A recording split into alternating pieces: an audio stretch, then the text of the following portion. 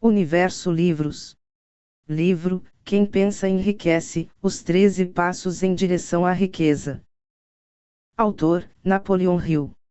Desejo. O ponto de partida de toda realização. O primeiro passo em direção à riqueza. Quando Edwin C. Barnes desceu do trem em Orange, Nova Jersey, mais de 30 anos atrás, ele podia aparentar ser um vagabundo, mas seus pensamentos eram iguais aos de um rei. Enquanto ele partia da estação de trem caminhando para o escritório de Thomas Edison, sua mente estava trabalhando. Ele via-se de pé na presença de Edison. Ele ouvia-se pedindo ao Sr. Edison por uma oportunidade de realizar a obsessão de sua vida que o consumia, um desejo ardente de se tornar um sócio do grande inventor. O desejo de Barnes não era uma esperança. Não foi uma vontade. Era um desejo forte e pulsante, que transparecia em seu rosto.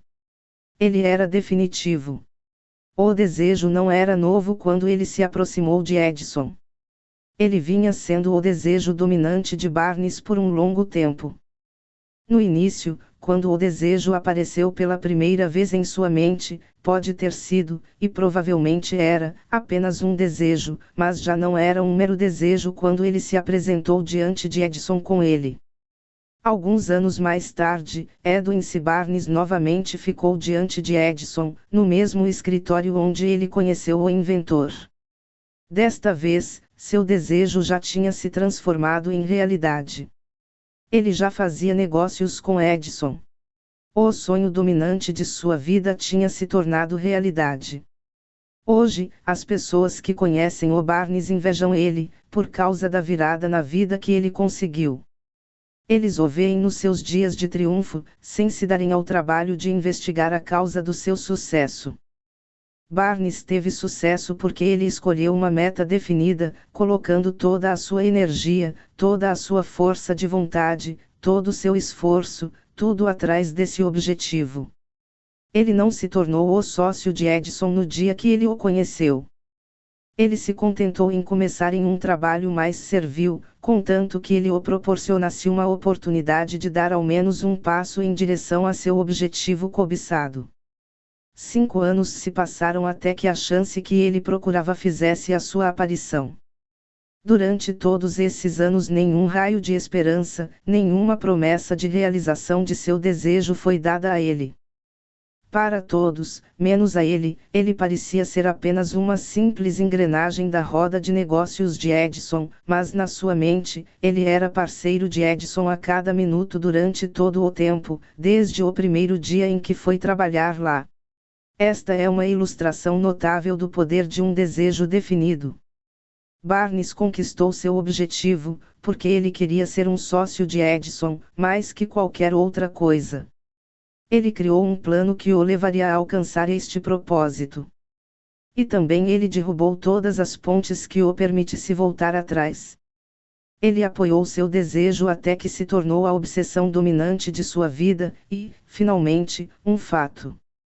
Quando ele foi para Orange, ele não disse para si mesmo, vou tentar me apresentar a Edison e pedir para ele me dar um trabalho de pouca exigência. Ele disse, eu vou ver Edison e informá-lo que eu vim fazer negócios com ele. Ele não disse, vou trabalhar lá por alguns meses, e se não houver incentivo, vou sair e arranjar um emprego em outro lugar. Ele disse, vou começar em qualquer lugar.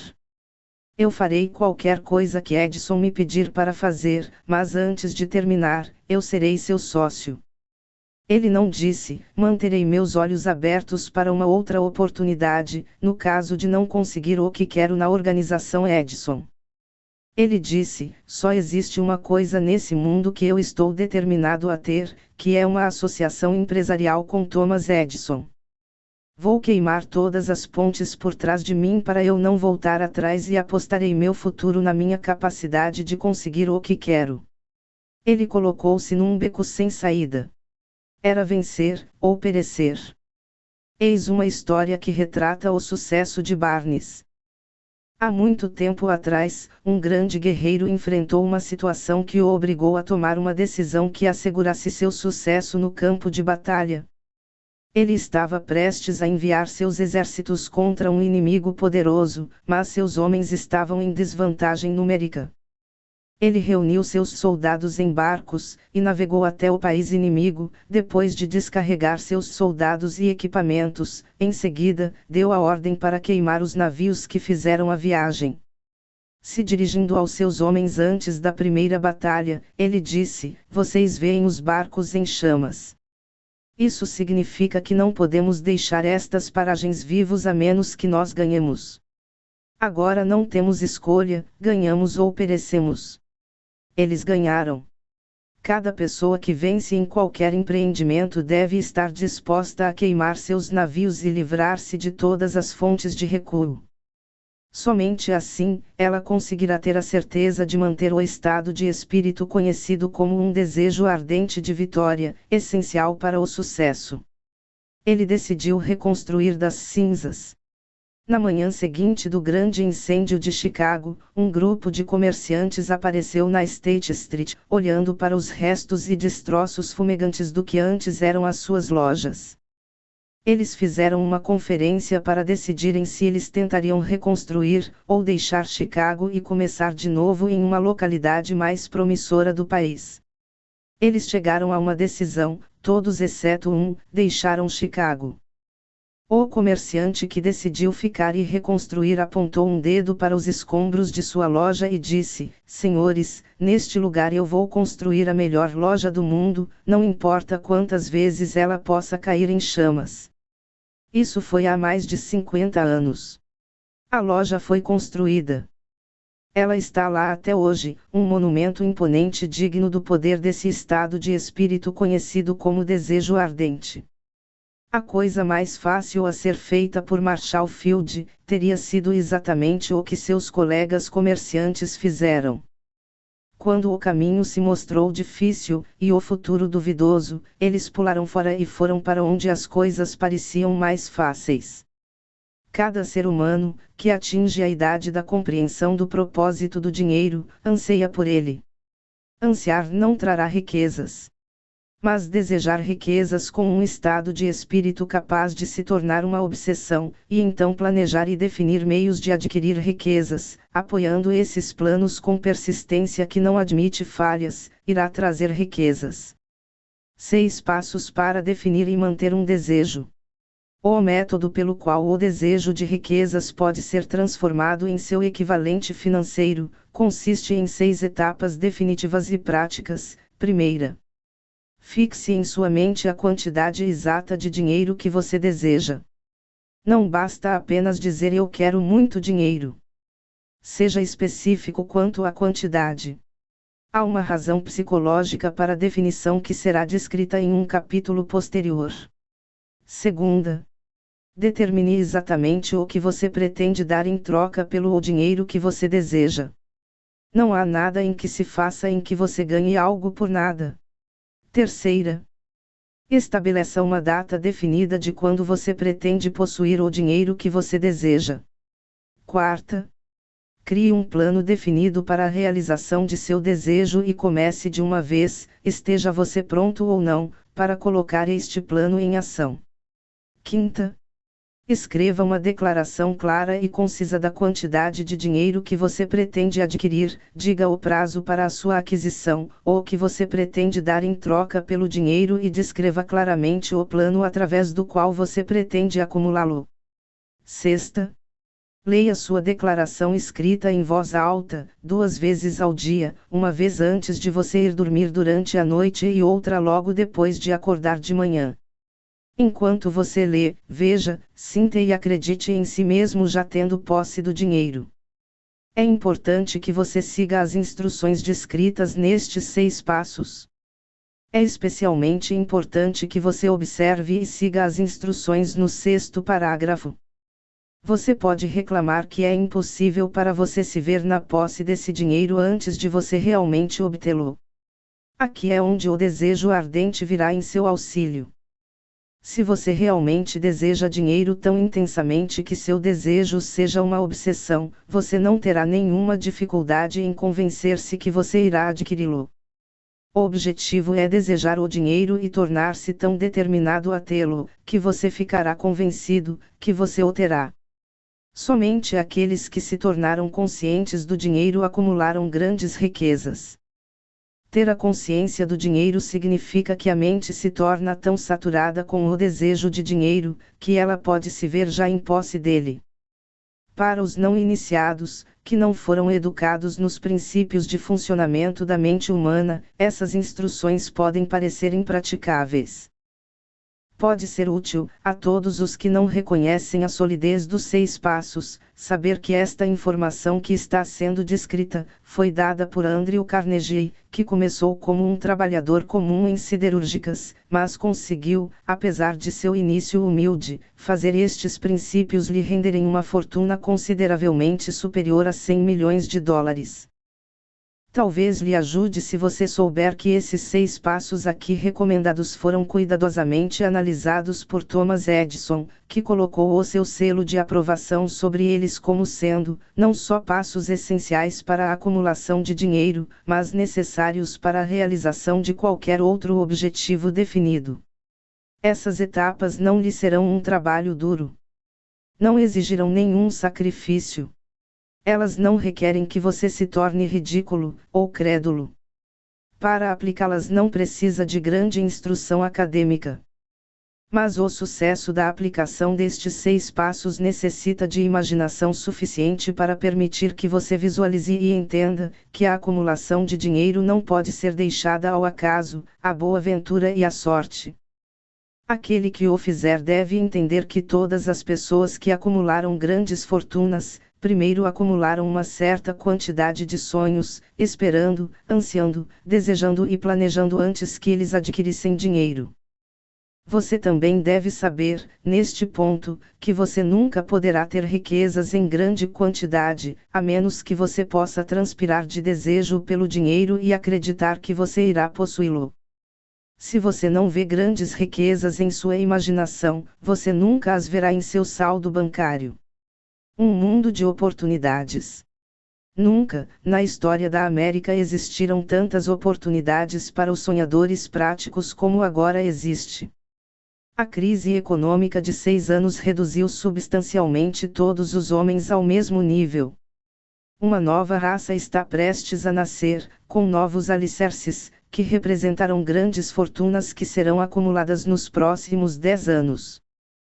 As regras do jogo mudaram, porque agora vivemos em um mundo diferente que favorece definitivamente as massas, aqueles que tinham pouca ou nenhuma oportunidade de vencer nas condições existentes durante a Grande Depressão Econômica, onde o medo paralisou o crescimento e o desenvolvimento. Nós que estamos nesta corrida pela riqueza, devemos ser encorajados a saber que este mundo moderno em que vivemos exige novas ideias, novas maneiras de fazer as coisas, novos líderes, novas invenções, novos métodos de ensino, novos métodos de marketing, novos livros, nova literatura, novos recursos para o rádio e para a TV e novas ideias para a comunicação. Tudo para atender a toda essa demanda por coisas novas e melhores, e há uma qualidade na qual devemos possuir para vencer, e é a definição de propósito, ou conhecimento do que queremos e um desejo ardente de consegui-lo. A depressão econômica marca a morte de uma era e o nascimento de outra. Este mundo mudado requer sonhadores práticos que possam colocar os seus sonhos em ação. Os sonhadores práticos sempre foram e sempre serão os criadores de padrões da civilização.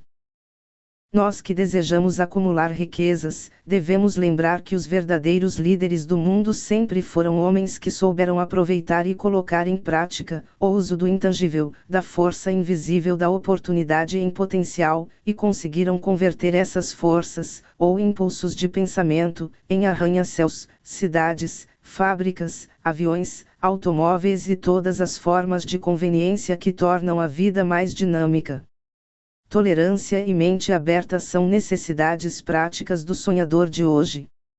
Aqueles que têm medo de novas ideias estão condenados antes mesmo de começarem. Nunca houve um momento mais favorável aos pioneiros que o presente momento. Verdade, não há nenhum oeste selvagem para ser conquistado, como nas épocas das caravanas.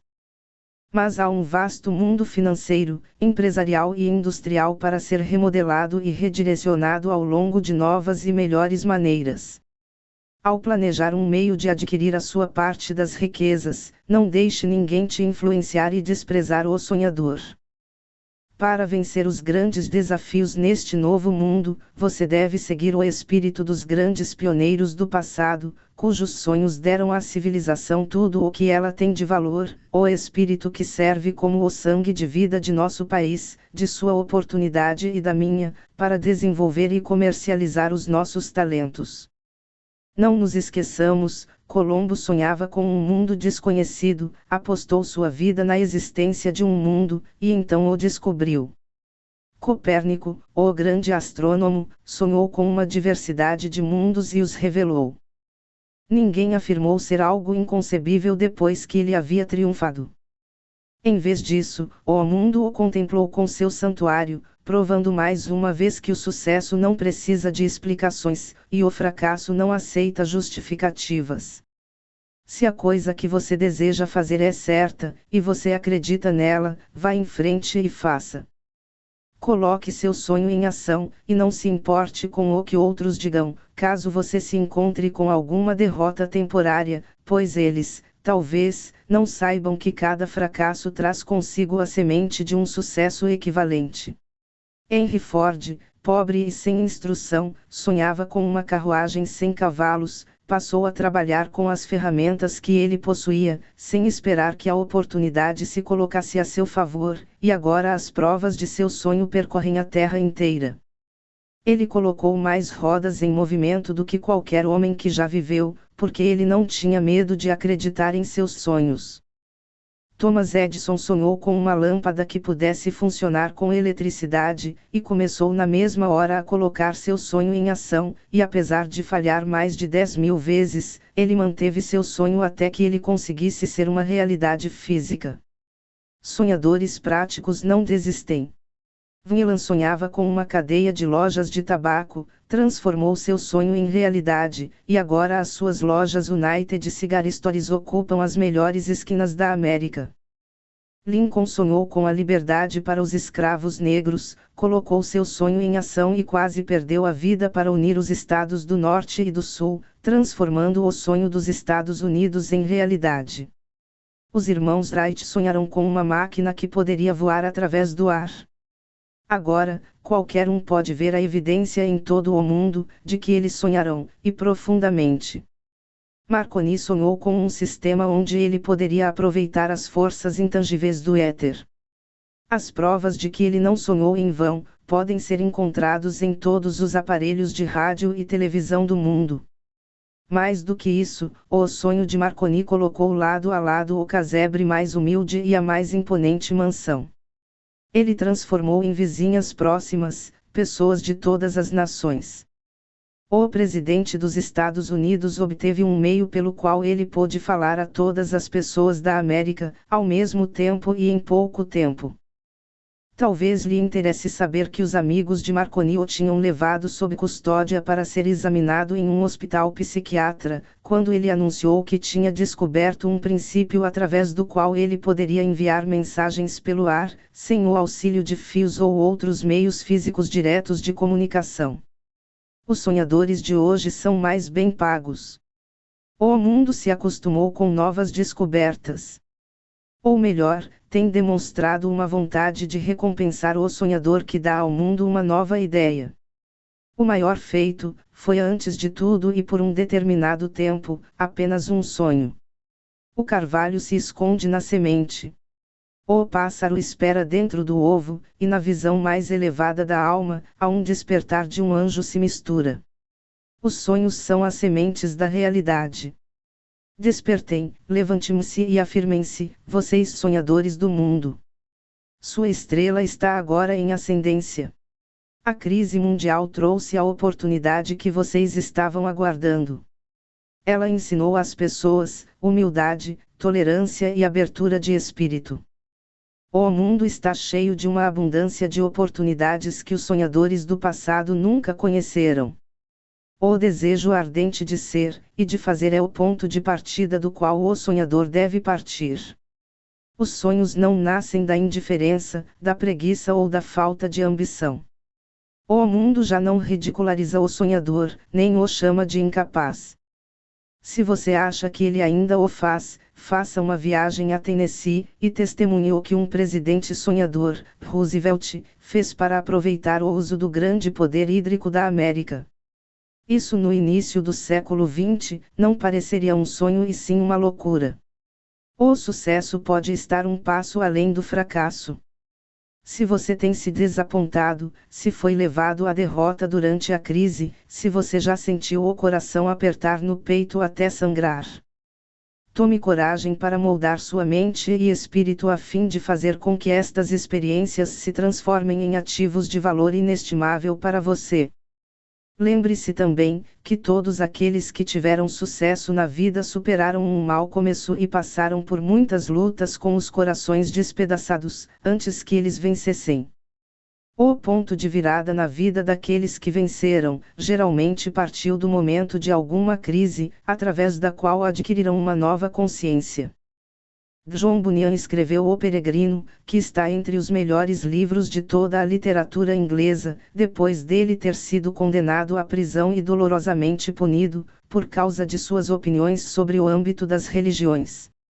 O Henry descobriu seu gênio adormecido em seu cérebro, depois de se deparar com um grande infortúnio, sendo confinado em uma cela de prisão, em Columbus, Ohio.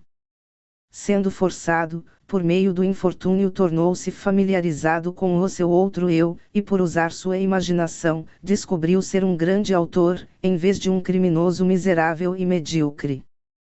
Os caminhos da vida são estranhos e variados, e mais estranho ainda são os caminhos da inteligência infinita, através da qual os homens às vezes se impelem a sofrer todos os tipos de punição, antes de descobrirem sua própria consciência e sua própria capacidade de criar ideias úteis, através da imaginação. Thomas Edison, o maior inventor cientista do mundo, era um simples operador de telégrafo. Ele fracassou inúmeras vezes antes que ele fosse levado finalmente à descoberta do gênio adormecido dentro de seu cérebro. Charles Dickens começou colando rótulos em potes de graxa. A tragédia do seu primeiro amor penetrou as profundezas da sua alma e o transformou verdadeiramente em um dos maiores autores do mundo. A tragédia produziu primeiro, David Copperfield, em seguida, uma sucessão de outras obras que fizeram este mundo melhor e mais rico para todos os que leram seus livros. Decepções amorosas, geralmente têm o poder de conduzir homens e mulheres à bebida e à ruína. Isto porque a maioria das pessoas nunca aprendem a arte de transformar suas emoções mais fortes em sonhos de natureza construtiva. Helen Keller ficou cega, surda e muda logo após seu nascimento. Apesar de sua maior desgraça, ela escreveu seu nome indelevelmente nas páginas da grande história. Toda a sua vida serviu como prova de que ninguém jamais é derrotado até que a derrota seja aceita como uma realidade. Robert Barnes foi um rapaz do campo, analfabeto. Ele foi amaldiçoado pela pobreza e cresceu sendo um bêbado barganhador. O mundo ficou melhor para sua existência, porque ele se vestiu de lindos pensamentos na poesia e, assim, arrancou um espinho para plantar uma rosa em seu lugar. Booker T. Washington nasceu na escravidão, limitado pela raça e cor. Por ele ser tolerante, e por ter uma mente aberta em todos os momentos, em todos os aspectos e sendo um sonhador, ele deixou sua marca para o bem de toda uma raça. Beethoven ficou surdo, Milton ficou cego, mas seus nomes vão durar enquanto perdurar o tempo, porque eles sonharão e traduzirão seus sonhos em pensamentos organizados. Antes de passar para o próximo capítulo, acenda uma nova chama em sua mente, o fogo da esperança, da fé, da coragem e da tolerância. Se você possui esses estados de espírito e um grande conhecimento dos princípios descritos, tudo o mais que você precisar virá até você, quando você estiver pronto para isso. Deixe firmar seu pensamento nestas palavras de Ralph Waldo Emerson: cada provérbio, cada livro, cada significado que pertence a ti, certamente virá à tua casa, seja por meio de passagens abertas ou sinuosas, para te auxiliar e confortar. Cada amigo que tens, dirá não à tua fantástica vontade, mas a grande e suave alma, em ti é cravada, e a te selará em seu abraço. A diferença entre vontade e desejo. Há uma grande diferença entre desejar uma coisa e estar pronto para recebê-la. Ninguém está pronto para um objetivo, até que se acredite que se possa concretizá-lo. O estado de espírito deve ser de crença, não de mera esperança ou vontade. Ter a mente aberta é essencial para a crença. Mentes fechadas não inspiram fé, coragem ou crença. Lembre-se, não é preciso mais esforço para sonhar alto na vida para ter abundância e prosperidade, do que o esforço exigido para viver na miséria e na pobreza. Um grande poeta corretamente declarou esta verdade universal através destas linhas: barganhei pela vida, aceitando centavos, e a vida nada além me pagou, por mais que suplicasse à noite, contando meus poucos proventos. A vida é como um empregador, ele paga a você o que você aceita, mas depois de ter negociado o salário, ora, você deve suportar o ofício. Trabalhei por um salário ínfimo, só para aprender, amargamente, que, qualquer salário que a vida eu pedisse, a vida, prontamente, teria me pago. O desejo superou a mãe natureza. Como um clímax deste capítulo, gostaria de apresentar uma das pessoas mais incomuns que já conheci. A primeira vez que eu o ouvi foi há 24 anos atrás, alguns minutos depois que ele nasceu. Ele veio ao mundo sem nenhum sinal físico de orelhas, e o médico admitiu, ao ser pressionado por um parecer, que a criança poderia ser surda e muda por toda a vida. Eu contestei a opinião do médico. Eu tinha direito de fazê-lo, eu era o pai da criança. Eu também cheguei a uma decisão e defini minha própria opinião, mas eu aguardei silenciosamente, no fundo do meu coração. Eu decidi que meu filho iria ouvir e falar. A natureza poderia enviar-me uma criança sem orelhas, mas a natureza não poderia forçar-me a aceitar a angústia dessa realidade. Na minha mente eu sabia que meu filho iria ouvir e falar. Como? Eu tinha certeza que deveria haver alguma maneira, e eu sabia que iria encontrá-la. Pensei nas palavras do imortal Ralph Waldo Emerson: todo o curso das coisas vai nos ensinar a fé. Precisamos apenas segui-lo. A orientação para cada um de nós, e escutando com humildade, vamos ouvir a palavra certa. A palavra certa. Desejo. Mais do que qualquer outra coisa, eu desejava que meu filho não fosse um surdo-mudo. Desse desejo eu nunca hesitei, nem por um segundo. Muitos anos antes, eu tinha escrito: nossas únicas limitações são aquelas que criamos em nossas próprias mentes. Pela primeira vez, eu me perguntava se essa afirmação era verdade. Deitado na cama em frente a mim estava uma criança recém-nascida, sem o órgão natural da audição. Mesmo que ele pudesse ouvir e falar, ele obviamente estava desfigurado pela vida. Certamente, esta era uma limitação que aquela criança não tinha criado em sua própria mente. O que eu poderia fazer? De algum jeito eu encontraria uma forma de transplantar na mente daquela criança o meu desejo ardente, de que ela pudesse receber o som em seu cérebro de alguma maneira, sem a ajuda de suas orelhas.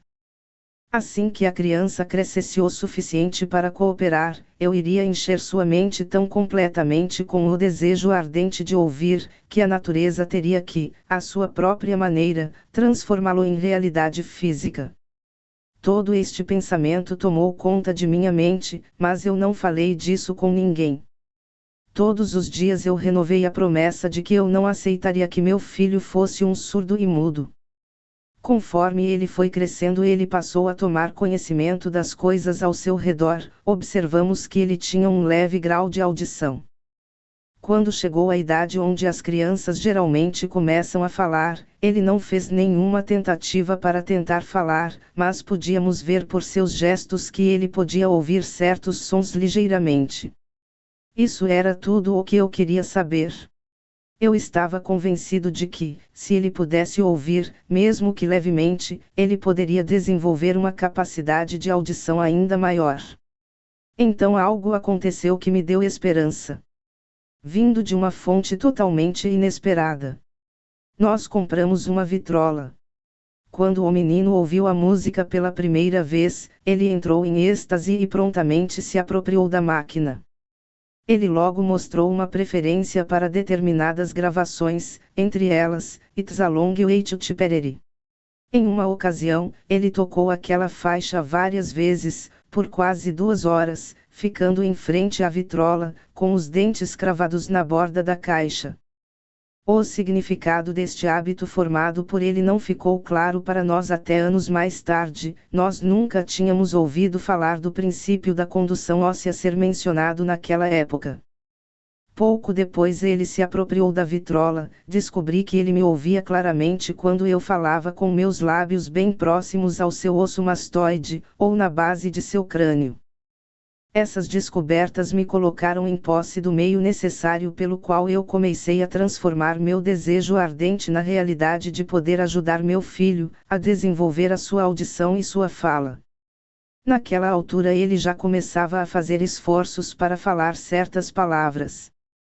A perspectiva estava longe de ser encorajadora, mas o desejo apoiado pela fé não conhece tal palavra, impossível.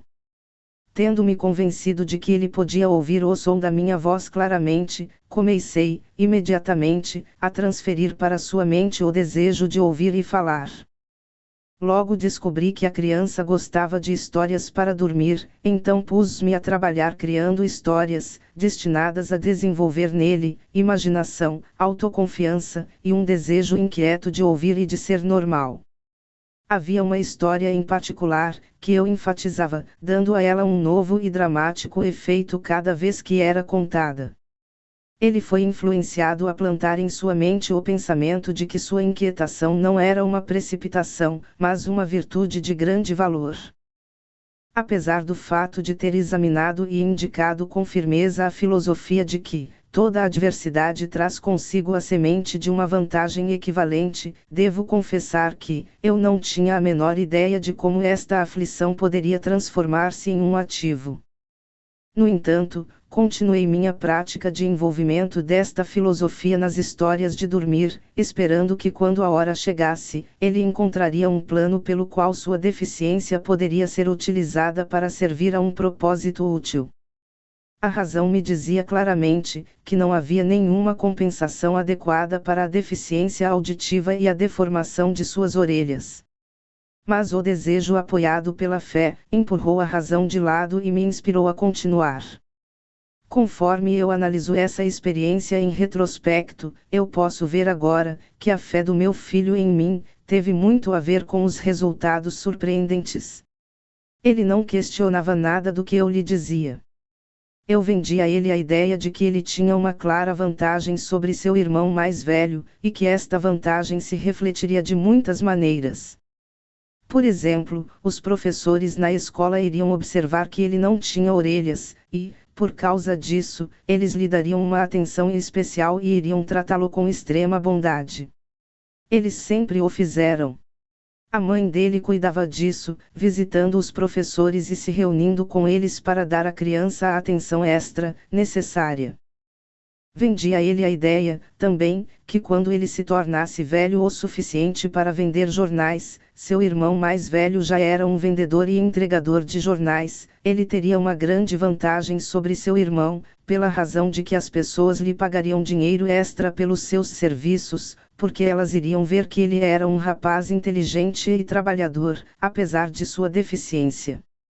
Nós podíamos notar que, gradualmente, a audição da criança estava melhorando.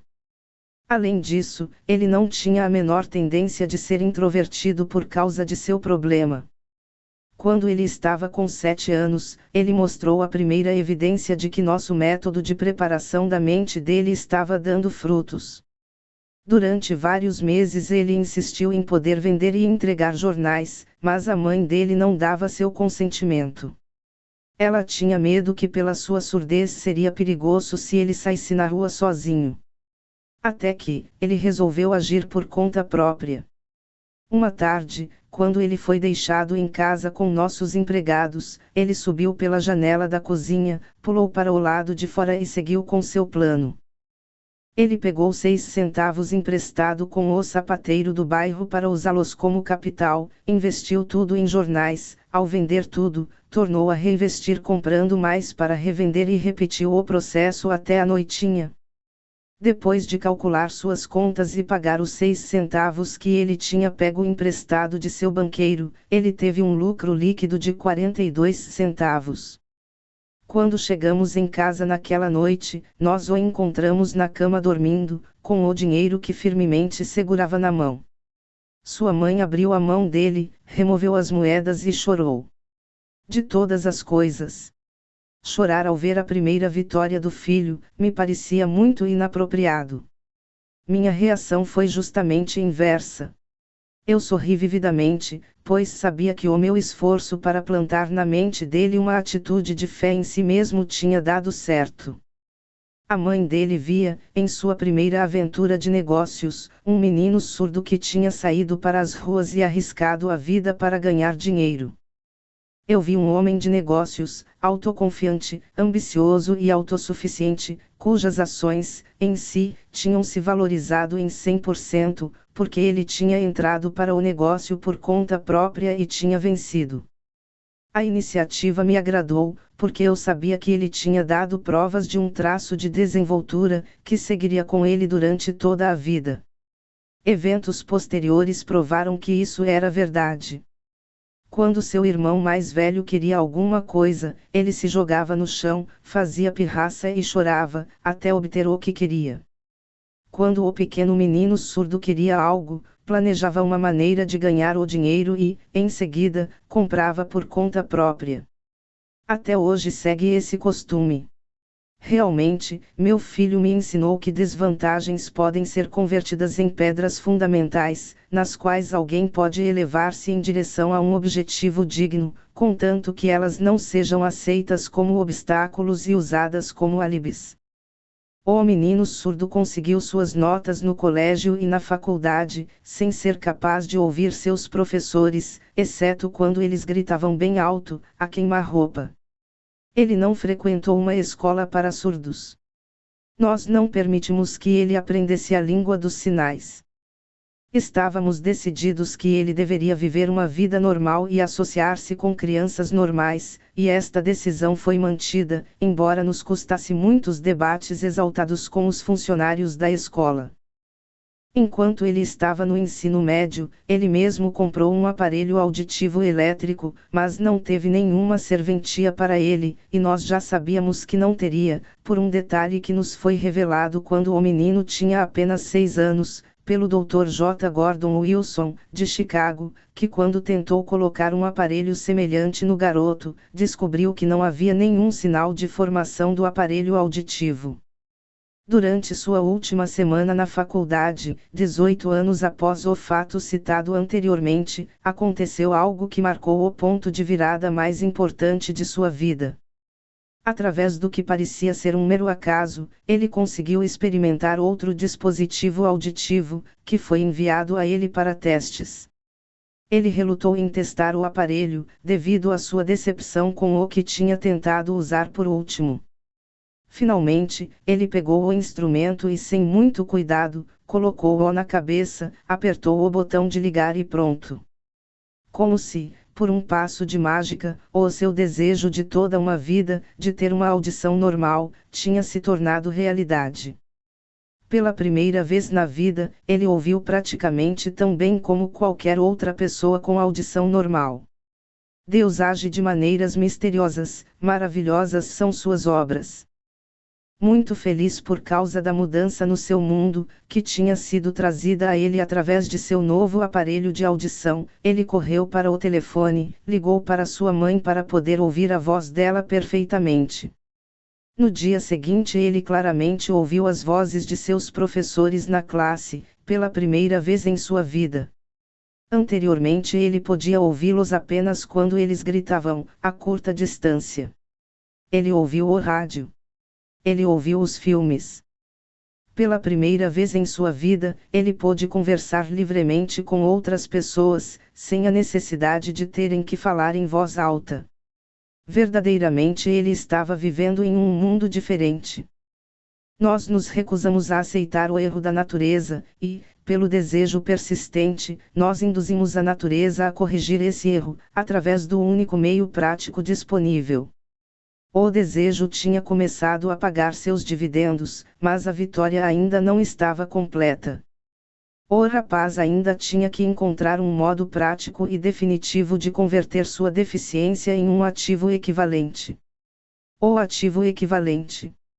Sem se dar conta da importância do que já tinha sido alcançado, mas intoxicado com a alegria de sua recém-descoberta do som do mundo, ele escreveu uma carta para o fabricante do aparelho auditivo, entusiasmado, descrevendo sua experiência. Algo em sua carta, algo que talvez não estivesse escrito nas linhas, mas nas entrelinhas, fez com que a empresa o convidasse a ir para Nova York. Quando chegou lá, ele foi acompanhado em um tour pela fábrica e enquanto conversava com o engenheiro-chefe, contando sobre seu novo mundo, um palpite, uma ideia ou uma inspiração, chame-o como quiser, brilhou em sua mente. Foi este impulso de pensamento que transformou sua deficiência em um ativo, destinado a pagar dividendos em dinheiro e felicidade aos milhares, pelo tempo que viesse. Em suma, a essência desse impulso de pensamento era esta: ocorreu-lhe que ele poderia ajudar a milhões de pessoas surdas que viviam suas vidas sem o benefício de aparelhos de audição, se ele pudesse encontrar uma maneira de contar a história da mudança em seu mundo. Estando lá, então, ele chegou à decisão de dedicar o resto de sua vida a prestar serviços relevantes no ramo da deficiência auditiva. Por um mês inteiro, ele dedicou-se a uma intensa pesquisa, durante a qual ele analisou todo o sistema de marketing do fabricante, relacionado ao dispositivo de audição, e criou formas e meios de comunicação para aqueles que tinham dificuldades de ouvir em todo o mundo, com a finalidade de compartilhar com eles sua recém-descoberta, um novo mundo. Quando isso foi feito, ele colocou por escrito um plano de 2 anos, com base em suas descobertas. Quando ele apresentou o plano para a empresa, ele imediatamente recebeu um cargo, para cumprir seu propósito. Ele nem imaginava, quando ele começou a trabalhar, que ele estaria destinado a trazer esperança e alívio prático para milhares de pessoas surdas que, sem a ajuda dele, poderiam ficar condenadas para sempre a serem surdas e mudas. Pouco depois ele se tornou sócio do fabricante de seu aparelho auditivo. Ele me convidou para estar presente em uma conferência realizada pela sua empresa, com a finalidade de ensinar aos surdos-mudos a ouvir e falar. Eu nunca tinha ouvido falar de tal forma de educação, mesmo assim, visitei a escola, cético, mas esperançoso de que meu tempo não iria ser totalmente desperdiçado. Estando lá, eu vi uma demonstração muito abrangente, que me permitiu rever aquilo que eu tinha feito para despertar e manter vivo o desejo de audição normal, na mente do meu filho. Eu vi os surdos e mudos realmente sendo ensinados a ouvir e a falar, através da aplicação do mesmo princípio e da mesma forma que eu tinha usado, por mais de 20 anos, para salvar o meu filho da surdez. Assim, através de algumas rodadas na estranha roda do destino, meu filho Blair, e eu, estávamos destinados a contribuir para a correção da surdez daqueles que ainda nem nasceram, porque nós fomos as únicas pessoas, pelo tanto quanto eu sei, que até então tinham estabelecido definitivamente, o fato de que a surdez pode ser corrigida a fim de recuperar substancialmente uma vida normal, para aqueles que sofrem com esta aflição. Isto serviu para um, e também servirá para muitos. Não há nenhuma dúvida em minha mente de que Blair teria sido um surdo-mudo toda a sua vida, se a mãe dele e eu não tivéssemos conseguido moldar a sua mente da forma como fizemos. O médico que assistiu ao seu nascimento nos contou, confidencialmente, que a criança nunca poderia ouvir ou falar. Há algumas semanas, o Dr. Irving Voorhees, um notável especialista em tais casos, examinou Blair muito cuidadosamente. Ele ficou surpreendido quando soube o quanto meu filho ouve e fala agora, e disse que seu exame indicou que teoricamente, o garoto não deveria ser capaz de ouvir afinal. Mas apesar de tudo o rapaz ouve, mesmo com os raios-x mostrando que não há nenhuma abertura no crânio. Quando eu plantei em sua mente o desejo de ouvir e falar, e viver como uma pessoa normal, esse impulso foi dado com algum tipo de influência que levou a natureza a construir uma ponte, atravessando o silêncio entre o seu cérebro e o mundo exterior, por alguns meios, que os especialistas médicos mais apurados não foram capazes de identificar. Seria um sacrilégio para mim mesmo, querer presumir como a natureza fez este milagre. Seria imperdoável se esquecesse de dizer ao mundo, pelo tanto que sei, do meu humilde ponto de vista, que achei que a experiência foi extraordinária. É meu dever e um privilégio poder dizer que eu acredito, e com razão, que nada é impossível para a pessoa que sustenta o desejo com uma fé duradoura. Em verdade, um desejo ardente possui caminhos tortuosos, até chegar a se transformar em uma realidade. Blair desejava uma audição normal. Agora ele tem. Ele nasceu com uma deficiência que poderia facilmente ter levado ele a um desejo menos definido, saindo para as ruas para vender pacotes de lápis e canetas. Essa desvantagem agora prometia servir de meio para desenvolver um serviço útil, para muitos milhões de pessoas com deficiência auditiva, serviu também, para dar-lhe um empreendimento útil, com remuneração financeira adequada para o resto de sua vida. As mentirinhas saudáveis que eu plantei na mente dele quando ele era uma criança, o levou a acreditar que seu problema se tornaria um grande trunfo, que ele poderia capitalizá-lo e justificá-lo. Em verdade, não há nada certo ou errado, quando se soma a crença a um desejo ardente. Estas qualidades estão ao alcance de todos. Em toda a minha experiência em lidar com homens e mulheres que tiveram problemas pessoais, nunca lidei com um caso que demonstrasse mais definitivamente o poder do desejo. Autores, às vezes, cometem o engano de escrever sobre assuntos dos quais eles possuem apenas conhecimento superficial, ou elementar.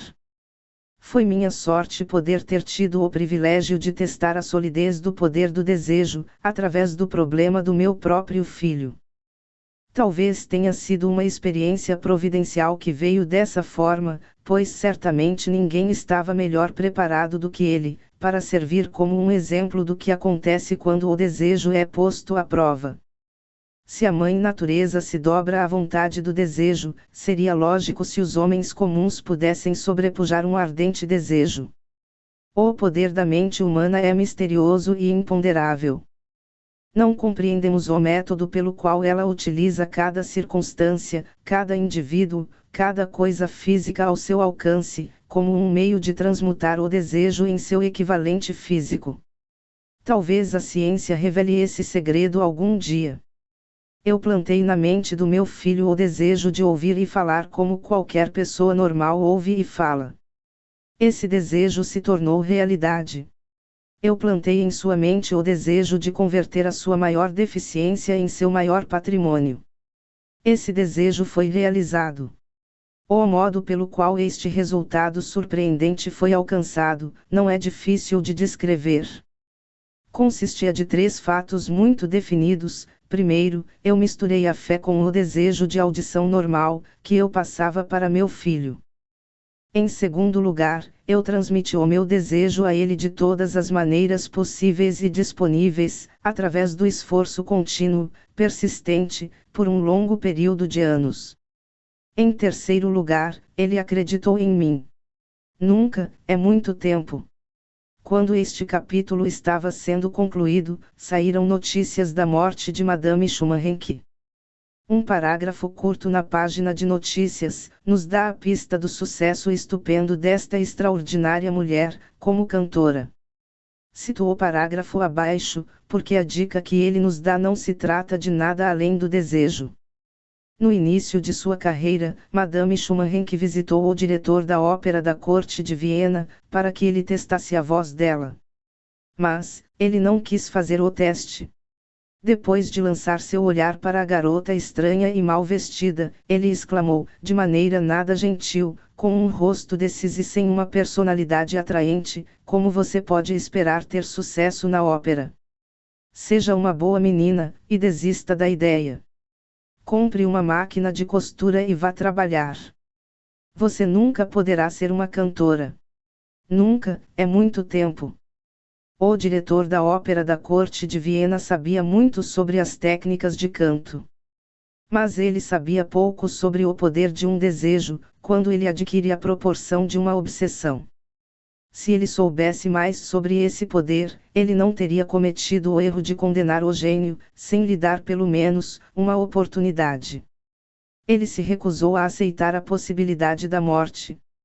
Há muitos anos atrás, um dos meus sócios ficou doente. Ele foi ficando pior com o passar do tempo, e por fim teve que ser levado para o hospital para ser operado. Pouco antes de ser levado para a sala de cirurgia, estive com ele, e fiquei a imaginar como alguém tão magro e debilitado como ele, possivelmente conseguiria resistir com sucesso a uma operação complicada. O médico me avisou que havia pouca ou nenhuma chance de voltar a ver meu amigo vivo novamente. Mas isso era a opinião do médico. Não era a opinião do paciente. Pouco antes dele ser levado na cadeira de rodas, ele sussurrou timidamente: não se perturbe, chefe, sairei daqui em poucos dias. A enfermeira atendente olhou para mim com pena. Mas o paciente voltou com segurança.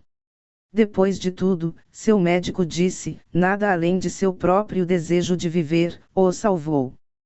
Ele nunca teria escapado se ele não tivesse se recusado a aceitar a possibilidade da morte. Eu acredito no poder do desejo, apoiado pela fé, porque vi isto elevar o poder dos homens, de começos humildes, para lugares de poder e riqueza. Ouvi roubar do túmulo as suas vítimas. Vi servir como o meio pelo qual os homens encenaram um recomeço, após terem sido derrotados por centenas de maneiras diferentes. Vi fornecer a meu próprio filho uma vida normal, feliz, bem-sucedida, apesar da natureza ter enviado ele ao mundo sem os ouvidos. Como aproveitar o poder do desejo? Como alguém pode aproveitar e usar o poder do desejo? Isso está respondido neste e nos próximos capítulos deste livro. Esta mensagem vai para o mundo, depois da mais duradoura e talvez, da mais devastadora depressão financeira que a América já conheceu. É razoável presumir que essa mensagem possa chegar à atenção de muitos que foram feridos pela crise econômica, aqueles que perderam suas fortunas, outros que perderam seus empregos e de muitos que devem ter tido que reorganizar seus planos de um retorno para os palcos. Para todos estes, desejo transmitir a ideia de que toda realização, não importa qual seja a sua natureza, ou a sua finalidade, deve começar com um intenso desejo ardente por um propósito definido. Através de algum estranho e poderoso princípio de química mental, do qual ela nunca revelou, a natureza se embrulha no impulso de um forte desejo, de algo que não conhece o significado do impossível, e que não permite a realidade do fracasso. Bem, aqui encerramos esta parte do livro. Você pode continuar a ouvir mais, no vídeo subsequente. O que você achou deste vídeo livro digital? Se você acha que ele facilitou a leitura do texto, que é mais rápido e prático que uma leitura convencional, que mais livros deveriam ser lançados desta forma, ou que ainda deveria ter um jeito melhor, dê a sua opinião, escreva um comentário, isso será muito importante para nós. Se você gostou deste vídeo, se ele trouxe alguma informação de valor para você, clique no botão de like, assim você estará nos ajudando a patrocinar a divulgação deste conteúdo para outras pessoas. Lembre-se de se inscrever em nosso canal. Assim você será informado quando lançarmos novos vídeos. Agradecemos a sua audiência. Até o próximo capítulo.